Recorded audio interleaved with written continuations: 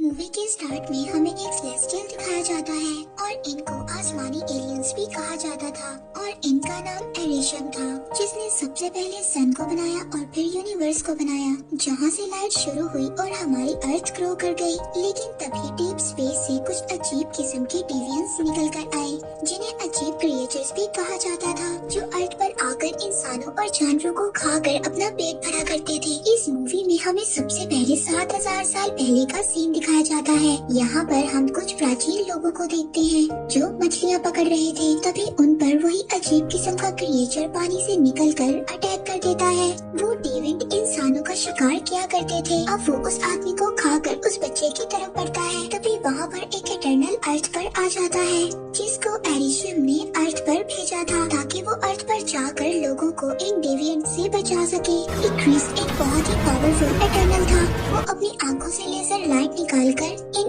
अजीब क्रिएचर्स को मार सकता था और साथ ही वो हवा में भी उड़ सकता था। अभी क्रिस वहाँ पर जब एक क्रिएचर को मारता है, तभी वहाँ पर और भी बहुत सारे क्रिएचर्स आ जाते हैं। फिर वहाँ अर्थ पर सभी इटर्नल्स आ जाते हैं और वो सभी उन अजीब क्रिएचर्स को मार देते हैं। अब इंसान वहाँ पर इटर्नल्स को देखकर डरने लगे थे। तभी वहाँ पर एक इटर्नल सभी इंसानों के माइंड को कंट्रोल कर लेता है। इसका नाम ड्रॉइक होता है। इसके पास ये एबिलिटी थी कि ये इंसानों के माइंड को कंट्रोल कर सकता था और अपनी तरह से मैनेज कर सकता था। और फिर इटर्नल्स इंसानों से दोस्ती का हाथ बढ़ाते हैं। इसके बाद वो अर्थ पर ही इंसानों के साथ रहने लगे थे। अब इटर्नल्स इंसानों के साथ रहने लगे थे और इनकी टेक्नोलॉजी को भी आगे बढ़ाने में मदद कर रहे थे। वो लोग आपस में भी बहुत ज्यादा लड़ा करते थे, मगर ड्रॉइक कभी कभी उनके माइंड को कंट्रोल कर उनको लड़ने से रोक लेता था। मगर सभी इटर्नल्स के लीडर अचैक उसको ऐसा करने से रोक लेती है, क्योंकि सेलेस्टियल्स के लीडर ने इन सब को इंसानों को बचाने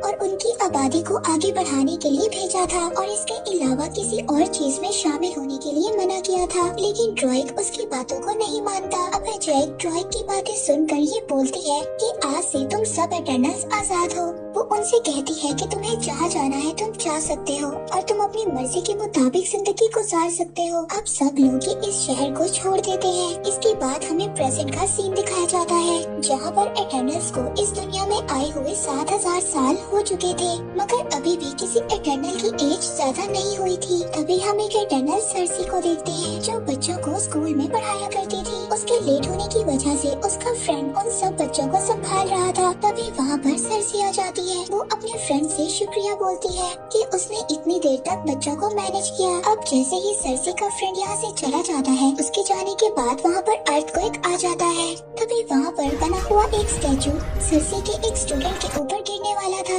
मगर सर्सी अपनी पावर से उस स्टैचू को रेत में बदल देती है, क्योंकि सर्सी के पास ये एबिलिटी थी। वो किसी भी मेटल की चीज को सैंड में बदल सकती थी। अब रात को सर्सी अपने फ्रेंड के साथ एक क्लब में जाती है। वहाँ पर हम एक और इटर्नल स्प्राइट को देखते हैं, जिसके पास ये एबिलिटी थी। वो किसी के भी रूप में आसानी से आ सकती थी, लेकिन स्प्राइट की बॉडी को जो भी टच करता था, उसकी बॉडी से लाइट्स निकलने लगती थी, जिसकी वजह से स्प्राइट 7000 साल तक सिकल ही थी। हम देखते हैं कि क्लब में सर्सी अपने फ्रेंड का बर्थडे सेलिब्रेट कर रही थी। सर्सी के फ्रेंड को उसके बारे में कुछ बातें मालूम थी, जैसे कि सर्सी एक जादूगर है और उसकी उम्र बहुत ज्यादा है। अब वो लोग रास्ते में बातें करते जा रहे थे, तभी वहाँ पर एक क्रिएचर आ जाता है और वो सर्सी के फ्रेंड पर अटैक करने लगता है। तभी सर्सी अपनी पावर से उस क्रिएचर के पाँव को जमीन में फ्रीज कर देती है। सर्सी का फ्रेंड उससे पूछता है कि मुझे बताओ ये क्या है। सर्सी उसे बताती है कि ये क्रिएचर्स हैं। उसका फ्रेंड सर्सी को बताता है कि ये क्रिएचर्स 2000 साल पहले खत्म हो गए थे,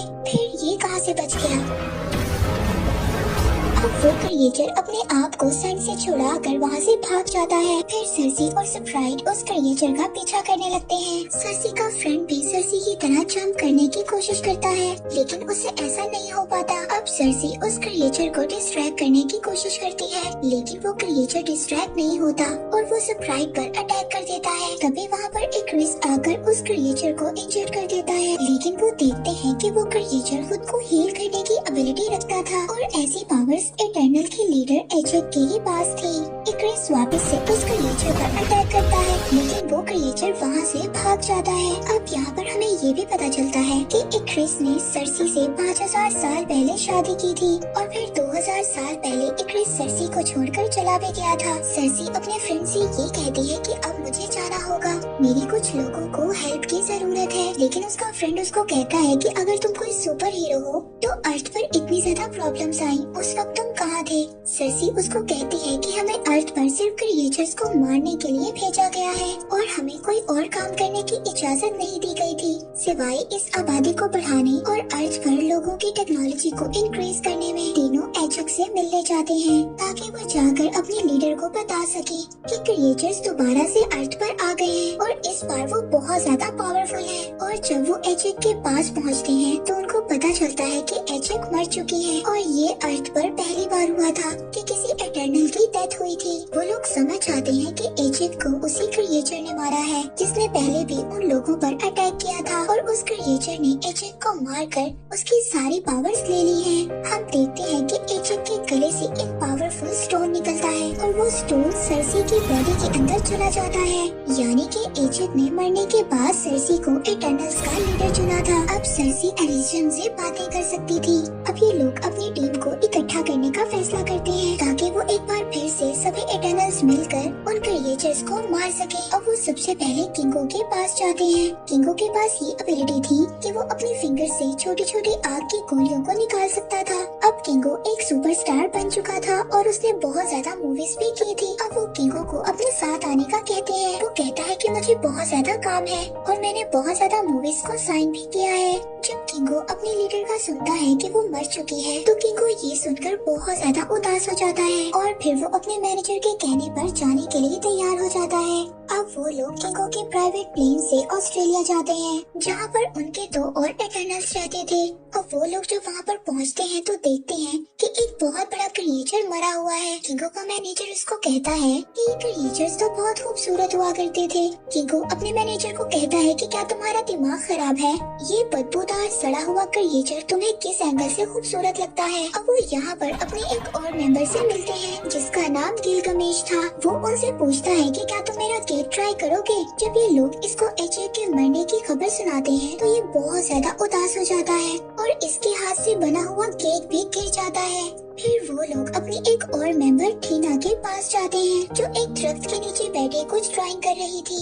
दरअसल टीना को एक दौरा पड़ता था और जब उसको ऐसा होता था तो वो किसी पर भी अटैक कर देती थी और 7000 साल से गिलगमेश ही टीना के साथ रहता था और टीना के पास ऐसी एबिलिटी थी कि वो अपने हाथों से एक पावरफुल वेपन निकालकर अटैक कर सकती थी। और जब टीना उन पर अटैक करने लगती है तो स्प्राइट वहाँ के माहौल को चेंज कर देती है और उसको ये बात याद दिलवाने की कोशिश करती है कि वो कौन लोग हैं और उनका मकसद क्या है। फिर जब गिलगमेश टीना को समझाता है तो वो नॉर्मल हो जाती है। इसके बाद फिर सब लोग मिलकर वहाँ पर खाना खाते हैं। फिर सरसी उठकर वहाँ पर उस जगह पर जाती है जहाँ पर टीना बैठी ड्राइंग कर रही थी। वो उसकी ड्राइंग को देखती है और अपने लीडर से कांटेक्ट करने की कोशिश करती है और फिर उसकी सोल अपने किंग लीडर के पास पहुँच जाती है। वो वहाँ जाकर अपने किंग लीडर को बताती है कि क्रिएचर्स दोबारा अर्थ पर आ गए हैं और उन्होंने एचक को मारकर उसकी ताकत को भी चुरा लिया है और अर्थ पर भी बहुत ज्यादा चीजें अजीब हो रही हैं।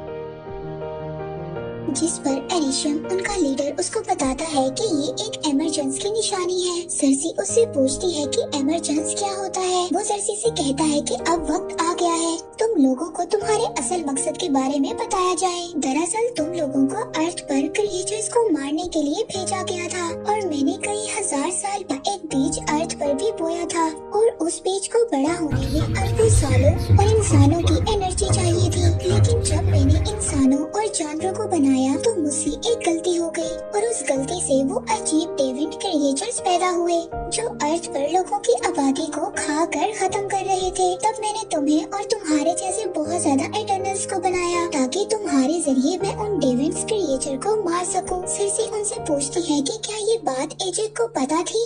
यहाँ पर वो सरसी को ये भी बताते हैं कि तुमने और एचक ने कई बार सेलेस्टियल को अर्थ पर पैदा होने में मदद की है। तो सरसी उनसे कहती है कि ये सब बातें मुझे क्यों नहीं याद। वो उसको कहते हैं कि मैं हर बार तुम्हारी यादों को इरेज कर देता हूँ इसीलिए तुम्हें कुछ भी नहीं याद। यहाँ पर एक और बात भी हमें पता चलती है जो टीना को ड्रीम्स आते थे वो उसकी पुरानी यादें थी जो अभी तक मुकम्मल तौर पर इरेज नहीं हुई थी। अब सरसी दोबारा अर्थ पर आ जाती है और ये सब बातें अपने बाकी टीम मेंबर्स को भी बताती है। ये बातें सुनकर वो सभी लोग शॉक्ड हो जाते हैं। सरसी उन सब से कहती है कि हमें इंसानों को बचाना होगा और इस इमरजेंसी को होने से रोकना होगा, नहीं तो इसकी वजह से सारे इंसान मारे जाएंगे। तभी इक्रिस कहता है कि हमें बाकी लोगों को भी ढूंढने जाना होगा और फिर सब लोग जब हम मिल जाएंगे तो ये फैसला करेंगे कि हमें आगे क्या करना होगा। अब वो लोग अमेज़न के जंगलों में जाते हैं जहाँ पर ट्रोइक रहता था और वो जाकर ट्रोइक को सारी बातें बताते हैं, मगर ट्रोइक उनके साथ जाने के लिए तैयार नहीं था। अब वहाँ पर बहुत सारे क्रिएचर्स उन पर अटैक कर देते हैं। वहाँ पर किंगो अपनी एबिलिटी से अपनी फिंगर से फायर करता है। स्प्राइट किंगो के मैनेजर को बचाने की कोशिश करती है। अभी क्रिस वहाँ पर एक क्रिएचर से मुकाबला करता है। तभी वो क्रिएचर एक क्रिस को नीचे गिरा देता है और उसकी पावर्स लेने की कोशिश करता है, लेकिन वहाँ पर तभी गिलगमेश आ जाता है और अपने हाथों से एक जोरदार पंच मारता है। गिलगमेश के पास ये एबिलिटी थी कि वो अपने हाथों को एक बहुत ही मजबूत हथौड़े के तौर पर इस्तेमाल कर सकता था। जब सरसी पर एक क्रिएचर अटैक करने की कोशिश करता है तभी सरसी उस क्रिएचर को एक ट्री में बदल देती है। दूसरी तरफ ये क्रिएचर जब टीना पर अटैक करते हैं तो गिलगमेश आकर टीना को बचा लेता है, लेकिन वो क्रिएचर्स का लीडर गिलगमेश को मारकर उसकी पावर्स को अपने अंदर ट्रांसफर कर लेता है। जैसे ही वो गिलगमेश की पावर्स को अपने अंदर ट्रांसफर करता है वो इंसानों की तरह बॉडी शेप में आ जाता है और वो उस इमरजेंसी को भी समझ जाता है। इसके बाद गिलगमेश मर जाता है। वो जाते हुए टीना को ये बात कहता है कि मुझे याद रखना। इसके बाद सरसी और एक्रिस अपने एक और मेंबर फेस्टोस के पास जाते हैं। फेस्टोस उनको कहता है कि मैं अपनी फैमिली के साथ रहता हूँ और मैं तुम्हारे साथ नहीं आ सकता, लेकिन फिर वो जल्दी मान जाता है और उनके साथ जाने के लिए तैयार हो जाता है। अब सभी इटर्नल्स मिलकर इराक जाते हैं। वहाँ पर 7000 साल से उनकी स्पेसशिप जमीन के अंदर थी। जब वो लोग अपनी स्पेसशिप के अंदर जाते हैं तो वहाँ पर मकारी पहले से ही मौजूद थी। मकारी उनकी वो मेंबर थी जो बोल नहीं सकती थी, लेकिन बिजली से ज्यादा तेज दौड़ सकती थी। फिर फेस्टोस वहाँ पर एक ऐसी टेक्नोलॉजी बनाता है जो सभी इटर्नल्स अपनी पावर्स को यूज कर उस इमरजेंसी को रोक सके। वो उनको कहता है कि अगर क्रिएचर्स हमारी पावर्स को यूज कर सकते हैं तो हम भी सभी अपनी पावर्स को इकट्ठे इस्तेमाल कर सकते हैं। फेस्टोस के पास ये एबिलिटी थी। वो एक बहुत ही सहीन इंजीनियर था जिसने इंसानों की टेक्नोलॉजी को आगे बढ़ाने में मदद की थी। अब वहाँ पर सरसी ने जो लॉकेट में स्टोन पहना हुआ था वो चमकने लगता है। इस बात से सरसी को एहसास होता है कि इमरजेंस होने वाला है। फेस्टोस मकारी से कहता है कि तुम जाकर पता करो कि इमरजेंस कहाँ पर होने वाला है। अब मकारी पूरे अर्थ पर घूमकर इमरजेंस का पता लगा लेती है कि इमरजेंस कहाँ पर है। तभी वहाँ पर इक्रिस फेस्टोस की टेक्नोलॉजी मशीन को तोड़ देता है। इससे ये बात पता चलती है कि इक्रिस ने ही एजेक को मारा था। एजेक भी यही चाहती थी कि ये इमरजेंसी रुक जाए क्योंकि वो भी इंसानों को पसंद करने लगी थी। इक्रिस ने इसीलिए एजेक को भी मार दिया था। जब एजेक ने इक्रिस को ये बात बताई थी कि इमरजेंसी होने वाला है और हमें सभी इटर्नल्स को इकट्ठा करके उनको बताना होगा, तब इक्रिस ने एजेक को उन क्रिएचर्स के आगे फेंक दिया था। उन क्रिएचर्स ने एजेक को मारकर उसकी पावर्स को ले लिया था। जब एजेक मर गई थी तो इक्रिस दोबारा से उसको उसके घर में छोड़ देता है। इक्रिस से जब ये लोग वजह पूछते हैं तो वो उनको बताता है कि मेरी जिंदगी दी हुई एरिशम की है और अगर तुम लोगों को भी मुझे मारना पड़ा तो मैं तुम्हें मार दूंगा। और ये सब कहकर इक्रिस वहाँ से चला जाता है और उसके साथ स्प्राइट भी चली जाती है। अब किंगो भी वहाँ से जाने वाला था। वो कहता है कि इक्रिस की हेल्प के बिना हम कुछ भी नहीं कर सकते और किंगो भी ये सब कहकर वहाँ से चला जाता है। अब उन तीनों के वहाँ से जाने के बाद और बाकी जो इटर्नल्स वहाँ पर बचे थे उनकी पावर्स काफी नहीं थी इमरजेंसी को रोकने के लिए। तभी फेस्टोस सरसी से कहता है कि जो तुम्हारे अंदर पावर्स है वो तुम्हें और एरिशम को साथ में जोड़ सकती है। वो कहता है कि हम एक यूनिबैंड बना सकते हैं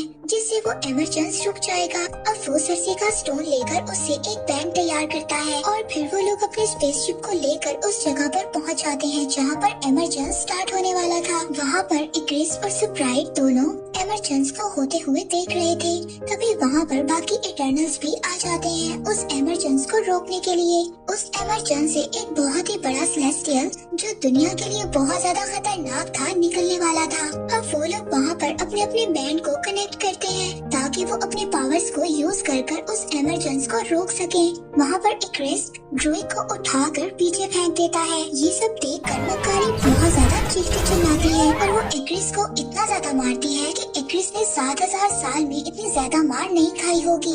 वहाँ पर सर्सी फेस्टोस से कहती है कि मैं इस एमरजेंस को अकेले रोकने की कोशिश करती हूँ। फेस्टोस कहता है ठीक है, तुम इसे रोकने की कोशिश करो, हम इक्रिस को रोकने की कोशिश करते हैं। अब बाकी के एटर्नल्स इक्रिस के साथ मुकाबला करते हैं। अब वहाँ पर क्रिएचर्स का लीडर भी आ जाता है। मकारी उसके इर्द गिर्द एक बहुत ही बड़ा सर्कल बना देती है, लेकिन वो मकारी को पकड़ लेता है और उसकी पावर्स लेने की कोशिश करता है। तभी फेस्टोस उस पर अटैक करता है, जिससे वो क्रिएचर मकारी को दूर फेंक देता है और खुद पहाड़ों के अंदर एक गुफा में जाकर गिर जाता है। फिर फेस्टोस इक्रिस को अपनी टेक्नोलॉजी से बांध देता है। दूसरी तरफ सर्सी जब एमरजेंस को रोक रही होती है, वहाँ पर स्प्राइट आकर एक चाकू से उस पर स्टैब कर देती है और कहती है कि मुझे इंसानों की जान नहीं बचानी। मैं 7000 साल से अर्थ पर हूँ, मुझे ये कभी भी नहीं पता चला कि प्यार क्या होता है और फैमिली किसे कहते हैं। तभी ड्रूइड वहाँ पर आ जाता है और स्प्राइट के सर पर अटैक कर देता है। दूसरी तरफ हम थीना को देखते हैं, जिसको पास्ट की बातें परेशान कर रही थी और वो डेविन क्रिएचर गिलगमेश बनकर उसकी पावर्स लेने की कोशिश कर रहा था। लेकिन तभी टीना को होश आ जाता है। वो अपनी पावर से एक बहुत ही खतरनाक वेपन्स पैदा करती है और तभी उस क्रिएचर के टुकड़े कर देती है। हम देखते हैं कि एमरजेंस शुरू हो गया था और आहिस्ता आहिस्ता सेलेस्टियल के हाथ बाहर आने वाले थे। सर्सी अपनी पावर से उस सेलेस्टियल को रोकने की कोशिश कर रही थी। तभी इक्रिस भी छूट जाता है और सर्सी को मारने के लिए चला जाता है, मगर तभी उसको सर्सी के साथ बिताए हुए मोमेंट्स याद आने लगते हैं और फिर इक्रिस भी उनके साथ मिलकर उस एमरजेंस को रोकने में उनकी मदद करता है। अब एमरजेंस रुक जाती है और वो सेलेस्टियल और वो कयामत सेलेस्टियल पैदा होने से पहले ही मर जाता है। और फिर इक्रिस आखिरी बार सर्सी को देखता है और खुद को सूरज में ले जाकर गुम कर देता है। दूसरी तरफ मकारी जब ड्रूइड को देखती है तो वो बहुत ज्यादा खुश होती है और उसको गले लगा लेती है। दूसरी तरफ सर्सी स्प्राइट से कहती है कि अभी भी सेलेस्टियल्स की पावर मेरे अंदर मौजूद है, अगर तुम चाहो तो मैं तुम्हें ठीक कर सकती हूँ, लेकिन फिर तुम इंसान बन जाओगी और एक दिन मर जाओगी। जिस पर स्प्राइट कहती है कि हाँ मैं तैयार हूँ। इसके बाद वो लोग फेस्टोस के घर डिनर करने जाते हैं और अब स्प्राइट स्कूल में एडमिशन ले लेती है। इसके बाद सर्सी अपने फ्रेंड से मिलती है। वो उसको कहता है कि मैं तुम्हें कब से बताना चाह रहा हूँ, मैं इस अर्थ का नहीं हूँ। तभी आसमान पर एक पोर्टल ओपन होता है। एडिशम सर्सी के साथ साथ बाकी एटर्नल्स को अपने पास वापस बुला लेते हैं और कहते हैं कि तुमने इंसानों को बचाने के लिए सेलेस्टियल का कत्ल किया है, लेकिन अभी मैं तुम्हें माफ कर रहा हूँ और अब मैं चाह रहा हूँ जब मैं वापस आऊँगा तब मैं अपना फैसला सुनाऊंगा कि तुम लोगों के साथ क्या करना है। और इसी के साथ ही मूवी यहीं पर एंड हो जाती है।